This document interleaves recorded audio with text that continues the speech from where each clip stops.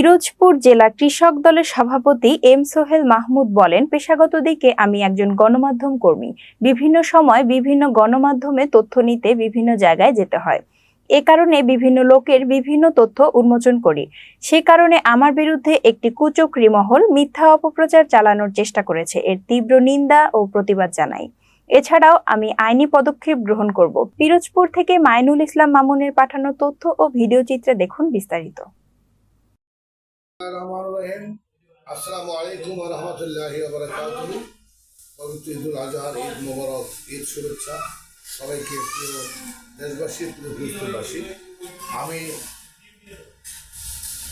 M Sohel Mahmud আজীবনের যাবৎ সাংবাদিক পেশার সঙ্গে আছি। তো আমি লক্ষ্য করছি ইতিপূর্বে আমার বিরুদ্ধে কতিপয় দুষ্কৃতিকারী, দালাল, ক্রিমিনাল লোক যারা আমার বিরুদ্ধে বিভিন্ন সময় আমার ছবি এডিট করে ফেক আইডি দিয়ে জনমনে মিথ্যা প্রপাগান্ডা ছড়াচ্ছে। আমি ওই সমস্ত ক্রিমিনাল, সমাজের শত্রু, দেশের শত্রু, ওই সমস্ত এদের বিরুদ্ধে আমি সাইবার ক্রাইম অ্যাক্টে মামলা করে নিচ্ছি এবং আমি সবাইকে অবগত করছি, এই বিভ্রান্তমূলক কোনো কাজে কেউ কান দেবেন না, কোনো কথায় কেউ কান দেবেন না। এরা দেশ ও সমাজের শত্রু।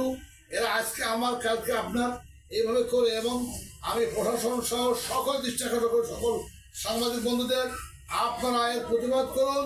এই সমস্ত অপকর্মের সঙ্গে যারা জড়িত, যারা আমার বিরুদ্ধে দিন দিন মিথ্যা প্রকাশ ছাড়ছেন, আমি তাদের হুঁশিয়ার করে বলতে চাই, আপনারা শাসন মানে এই সমস্ত জায়গা মিথ্যা অপবাদ থেকে সরে আসুন, নইলে আপনাদেরকে খুঁজে বের করে সাইবার ক্রাইম ডিজিটাল অ্যাক্টের মামলায় অন্তর্ভুক্ত করে খুঁজে বের করা হবে, যাতে এভাবে কোনো মানুষের সম্মান নষ্ট করতে না পারেন।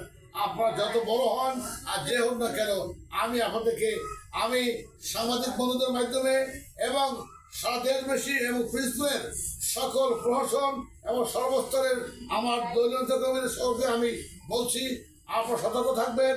এই মিথ্যা প্রপাগান্ডায় কেউ কান দেবেন না। এদের খুঁজে বের করুন, এদের বিরুদ্ধে আইনগত ব্যবস্থা থাকবে আমাদের সকলের। ধন্যবাদ সবাইকে।